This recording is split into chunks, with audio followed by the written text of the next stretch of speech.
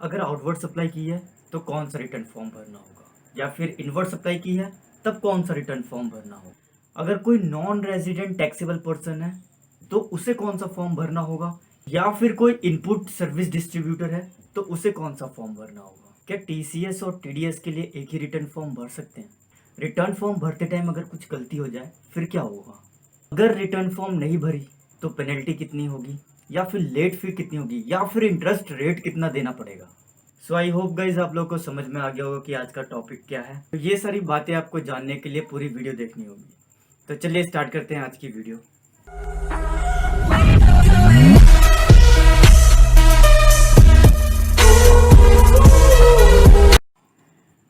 So guys आज का topic return under GST. Simple form में बात करूं रिटर्न के बारे में, तो रिटर्न एक सिंपल सा डॉक्यूमेंट होता है जिसके अंदर आप डिटेल भरते हो, अपनी इन्फॉर्मेशन देते हो किस चीज़ की, इनकम की, किस सोर्स से आपने इनकम अर्न की है। अब मैं जीएसटी की बात करूं यहाँ पर, तो जीएसटी में सिंपल सा केस आता है सप्लाई का, supply of goods and services. तो ऑब्वियसली ये अंडरस्टैंडेबल है क्या कि आप गुड्स की सप्लाई करोगे या सर्विस की सप्लाई करोगे, उसी के बेस पर हमें क्या आएगी, इनकम आएगी। उसकी हमें डिटेल देनी होती है एडमिनिस्ट्रेटिव अथॉरिटीज़ को। ओके, सो स्टार्ट करते हैं हम। सबसे पहले मैं यहाँ पर देखिए बता देता हूँ क्या। Return is a document containing details of income which a tax payer is required to file with the tax administrative authorities. वही बात जो मैंने अभी बताई। This is used by tax authorities to calculate tax liability. तो ये information जब हम प्रोवाइड करवाते हैं तो अथॉरिटीज़ क्या करती है कि टैक्स लायबिलिटी बताती है कि हाँ जी आपका टैक्स इतना बनता है।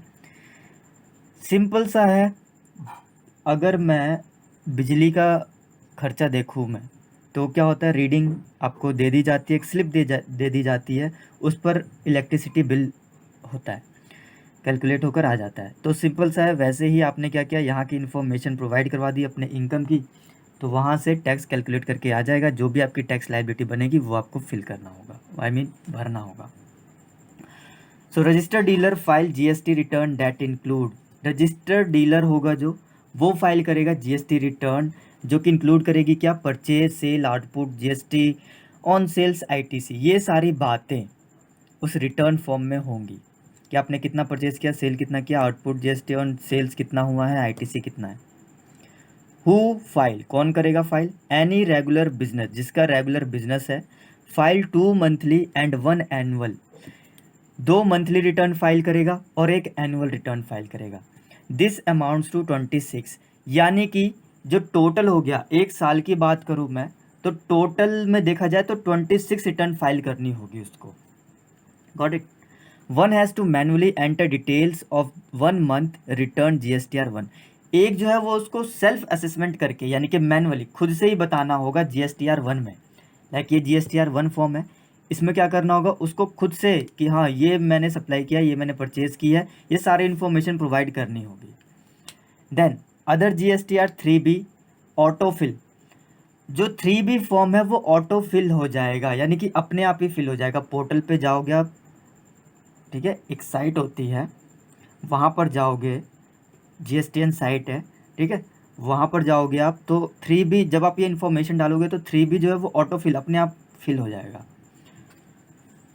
अब बात करते हैं फॉर कंपोजिशन वालों की। कंपोजिशन जिन्होंने किया है उसके लिए क्या होता है, सेपरेट रिटर्न होता है। ऑलरेडी बता चुके हम ये कंपोजिशन वाले के लिए किसकी बात हो रही है, ठीक। Mandatory to file all electronically, जो है ये रिटर्न फाइल होनी चाहिए, इलेक्ट्रॉनिकली फाइल होनी चाहिए। The return mechanism is designed to assist the tax payer to file return and avail ITC. ये जो रिटर्न मैकेनिज्म है ये किस लिए बनाया गया है, असिस्ट करने के लिए टैक्स पेयर को कि वो क्या करे, अपना टाइम से टैक्स पे कर दे और अवेल कर ले क्या, ITC. Return can be field used any of. अब जो रिटर्न फाइल करनी है वो कौन कौन सी साइट से करनी है, देखिए जनरल जो फॉर्म है जीएसटीएन पोर्टल होता है, www आप करोगे गवर्नमेंट, इस तरीके से ये दिया हुआ है gst.gov.in। फिर उसके बाद ऑफलाइन यूटिलिटीज़ जो है प्रोवाइडर बाय जीएसटीएन, जीएसटी सुविधा प्रोवाइडर्स जो होते हैं जीएसपीएस, ठीक है। तो यहाँ पर आप फाइल कर सकते हो। Now the most important thing, various types of return under GST. यानी कि अगर आपने आउटवर्ड सप्लाई की है तो GSTR 1 भरना पड़ेगा, मंथली भरना पड़ेगा, और कब भरना पड़ेगा, ड्यू डेट क्या है, 10th of the next month. Okay, अब GSTR 2 की बात करते हैं। डिटेल्स ऑफ इनवर्ड, देखिए 1 हो गया आउटवर्ड, 2 हो गया इनवर्ड के लिए, monthly but 15th of next month. GSTR 3 monthly return होती है final along with payment, payment के साथ आप रिटर्न फाइल करोगे, फाइनल होती है ये, यानी कि ये भर दिया आपने, इसके बाद फाइनल रिटर्न भरोगे, मंथली भरोगे और 20th नेक्स्ट मंथ। GSTR 3 भी होती है, सिंपल रिटर्न होता है, सेल्फ डिक्लेरेशन होती है एक तरीके से, मंथली और 20th ऑफ नेक्स्ट मंथ, इसका मतलब सेम उसी के नीचे, ठीक है, ये बात ध्यान रखना। GSTR 4 कंपाउंडिंग टैक्सेबल पर्सन भरता है, क्वार्टरली भरेगा 18th ऑफ नेक्स्ट मंथ। ये सारी बातें आपको याद रखनी है, एग्जाम में डायरेक्ट क्वेश्चन आ सकता है, और लास्ट पेपर्स में कई सारे क्वेश्चन, कहा जाए तो मैच द फॉलोइंग सारा इसी चैप्टर से आता है, यानी कि 5 मार्क्स का इसी चैप्टर से। अब सोच कर देखो कितना इंपॉर्टेंट है ये। फिर उसके बाद GSTR 5 की बात करें तो non resident foreign taxable person होगा, मंथली भरेगा, और कब कब भरेगा, देखिए कब कब भरेगा, 20th ऑफ नेक्स्ट मंथ, यहाँ पर ये है इसके लिए, ये ऊपर वाले के लिए था 18th ऑफ सक्सीडिंग क्वार्टर के लिए जो था, ठीक है। देन यहाँ 20th ऑफ नेक्स्ट मंथ है, और 7th day of last day of registration यहाँ पर जो होगा उसका 7th डे ऑफ लास्ट माना जाएगा, विच एवर इज़ अर्लियर, इन दोनों का, यानी कि जो भी अर्लियर होगा, तो 7th वाला होगा या फिर 20th। Okay, next GSTR 6 input service distributor, वो भरेगा GSTR 6 अगर इनपुट सर्विस प्रोवाइड करवा रहा है, डिस्ट्रीब्यूटर है वो, तो मंथली भरेगा और 13th of the next month में भरेगा। GSTR 7 की बात करें तो अथॉरिटीज़ TDS, अभी तो हमने पढ़ा था लास्ट में TDS, लास्ट क्लास TDS की, तो यहाँ पर हमें पता है भाई TDS कौन सा फॉर्म भरना होता है, GSTR 7 10th of the next month. अब TCS की बात करें तो TCS कौन भरता है, operator, e commerce operator, monthly भरेगा, ठीक है, और 10th of the next month, same है TCS का, तो 7 8 है। 9 में एनुअल रिटर्न भरेगा, और एनुअली भरनी होगी 31st December of next financial year. और GSTR 10 जो है वो फाइनल होगी, ठीक है, वो कब भरनी होती है, वैन रजिस्ट्रेशन कैंसिल्ड और सरेंडर्ड कर दिया तब, within 3 months date of cancellation और surrender whichever is later, जो भी बाद में होगा वो लिया जाएगा। नाउ GSTR 11 की बात करें तो inward supply person having UIN number है उसके पास, एंड क्लेमिंग रिफंड के लिए, तो monthly 18th of the following month, 28th of the following month में होगा। चलिए, ये तो था हमारा 0 पेज नंबर। ओके, अब 1 पेज नंबर पे आ जाते हैं।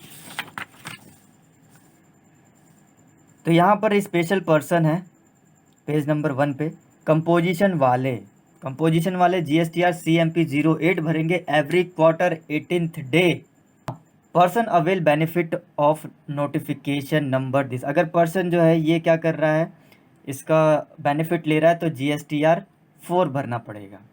पर्सन नॉट फर्निश GSTR 1, अगर उसने GSTR 1 नहीं भरा तो क्या क्या होगा, मिसमैच हो जाता है GSTR, तो 3B में क्या होता है, rectified in month it comes to notice interest on short payment, ये अगर रेक्टिफाइड करना है इन मंथ में ही, ठीक है, और इंटरेस्ट या शॉर्ट पेमेंट होती है, और रिफंड क्लेम मस्ट मेड कर दो उसी महीने में ही, no rectification allowed after filing the return for the month of September, ठीक है, कोई रेक्टिफाइड अलाउ नहीं होगा अगर वो सितंबर तक पहुंच गए, उससे पहले पहले आपको करना होगा सारा काम ये, और फाइलिंग ऑफ एनुअल रिटर्न जो भी आप कर रहे हो विच एवर इज अर्लियर होना चाहिए। ITC मिसमैच कर रहा है, सेम अबव प्रोसेस होगा यहाँ पर भी, ठीक है। देखिए सिंपल सा बात है कि यहाँ पर क्या कह रहा है कि कोई रेक्टिफिकेशन करनी है तो आप सितंबर से पहले कर लो ना। नेक्स्ट देखिए, registered person shall not be allowed to furnish any detail of outward supplies during period from the 11th day of the 15th day of month succeeding tax period.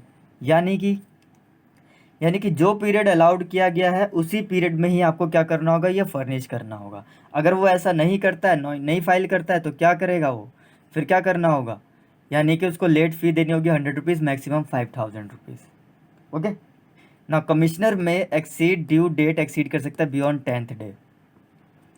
GSTR 2, GSTR 3 भी same उसी की बात है, self declaration है, it can not be revise, नहीं हो सकती है। अब every person who has registered for GST must file return GSTR 3B including nil return.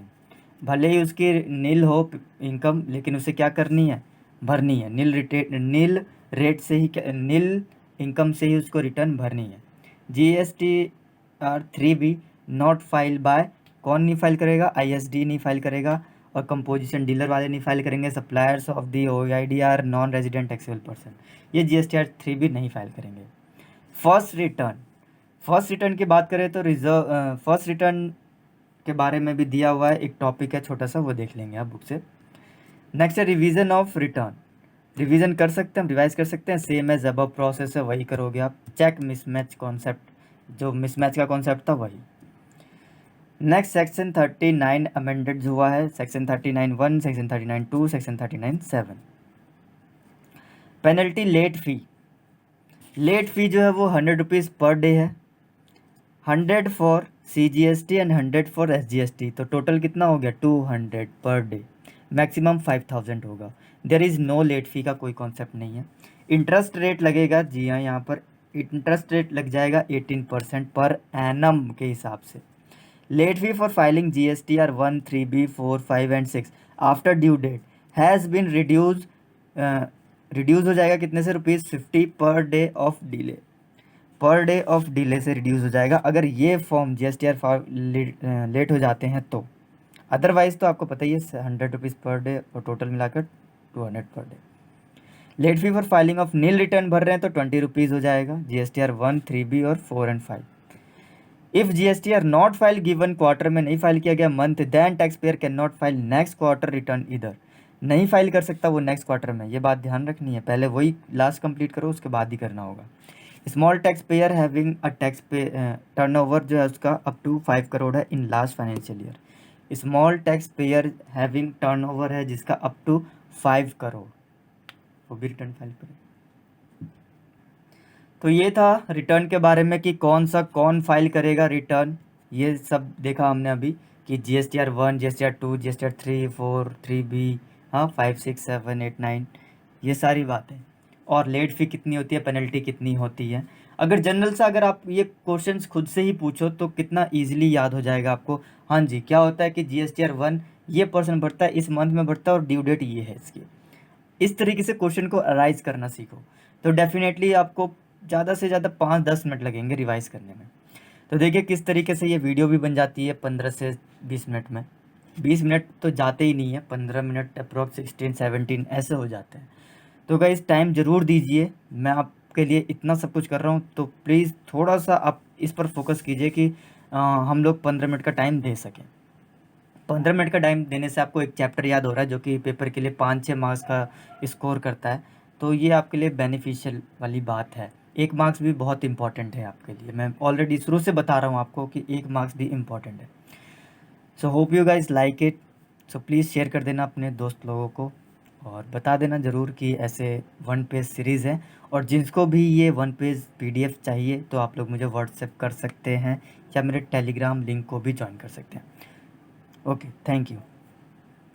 So I hope guys आप लोग को रिटर्न के बारे में सारी इन्फॉर्मेशन मिल गई होगी, सब कुछ समझ में आ गया होगा अच्छे से।